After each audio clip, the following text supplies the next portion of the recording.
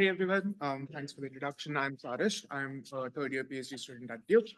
And today I'll be talking about a new decentralized exchange design that we have come up as a part of our work on data independent order policy enforcement. This is joint work with my professors at Yale, Professor Fan, who's in the audience, as well as the Ethereum Foundation.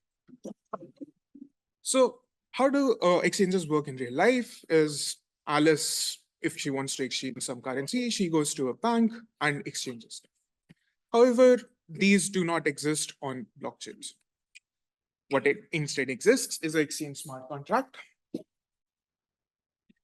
As a mental model, let's think of the blockchain as a virtual machine.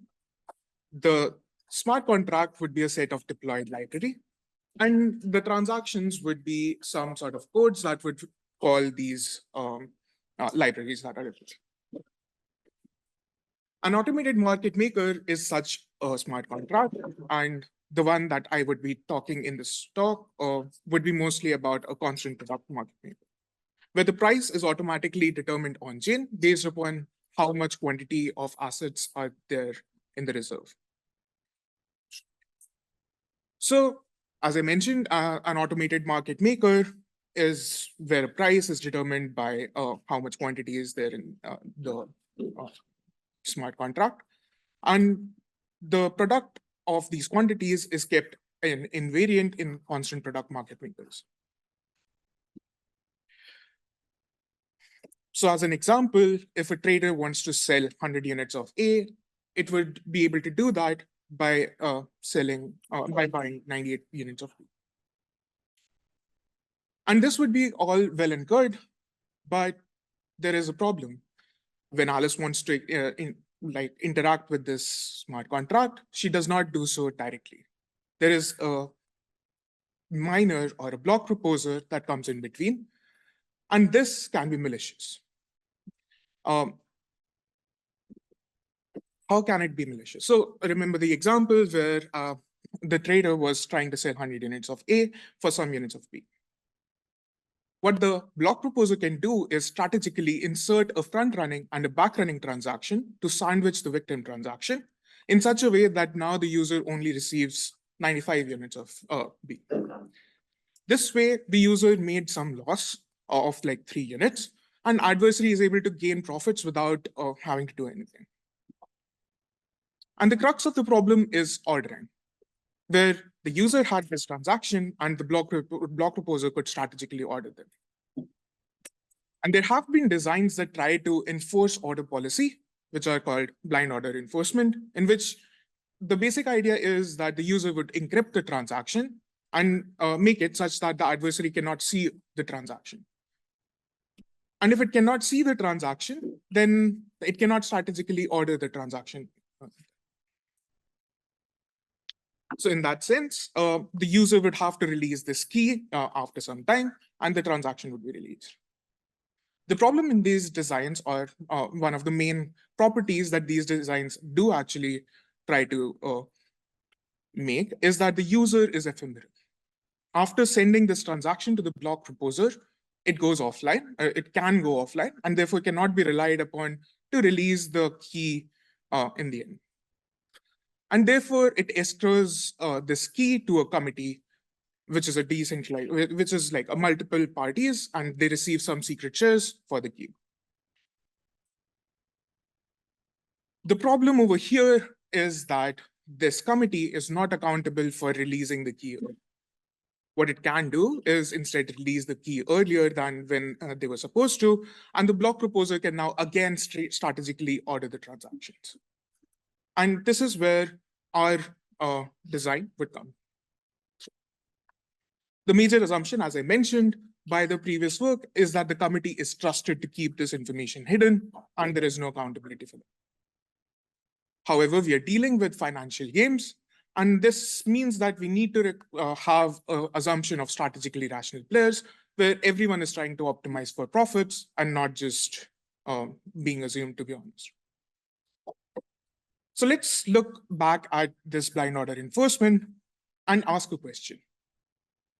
What if we make it such that even if the committee releases the key, the transaction is not reconstructed completely?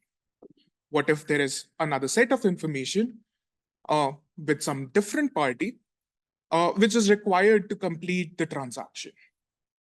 Well, this new party that I'm introducing, which is called the flipper, can also release the information early, so it does not make any difference, right? But what if it has two different sets of seemingly correct information, out of which only one is the true information, but the committee cannot distinguish it, or nobody else can distinguish it from the original information? But wait a second, if nobody can differentiate and I'm saying that the user is ephemeral, this means that nobody can keep this uh, flipper accountable again. Well, ephemerality does not mean that the user cannot be online. It means that it might come online after some time. So it can, the user, when the flipper releases an incorrect information, it can be the case that the transaction is incorrectly reconstructed. So it can be the case that if I'm trying to buy some sort of assets on an AMM, instead what happens is I'm selling away the assets that I originally had. That is really bad, and that should not really be the case. But instead, if we can ensure that releasing the correct information is the dominant action for this new party, then we have what is called a rational bindingness of the problem. Based on this idea, we create AnimaguSwap, which creates an information asymmetry between parties and ensures rational bindingness. The user sends two sets of information to the flipper, and the flipper commits to one in such a way that it is a private commit, the details of which we can discuss later. And then the blind order policy enforcement happens as normal, and the transaction would be released eventually. But there still is not, I have not talked about incentives for the flipper to keep this information. Why would it not just release the true information to the committee? So let's look at what happens if this flipper does try to release information early. It has two options in the phase that I'm calling the during attack phase. It can release the correct information, which is the buy, or it can release an incorrect information, which would be sell in that case. Well, if it releases the correct information, the sandwich attack would happen as normally proceeded. However, if it releases incorrect information, the sandwich would still occur, the committee would still attack, or the adversary would still attack. But in doing so, it creates an abundance of whatever I was trying to sell. The adversary would perceive the transaction as a sell and therefore create an abundance of that asset. And it would assume that the sell would have become costly and therefore not good for the user. However, this flipper can flip that. And now instead the transaction is a buy, and therefore the buy has now become cheap instead of having an abundance of, by creating the abundance. This still does not incentivize the flipper in any way. The user is getting a better transaction, but that does not mean that flipper would do anything. And so what we did through AnimaguSwap contract is that if the user is getting any better execution than what the price was originally on chain, it would all get transferred over to the flipper. So now there are two options. Either you can participate in the sandwich attack and share profits with the committee, or you can have a flipped sandwich, in which case the flipper would take all the money by itself.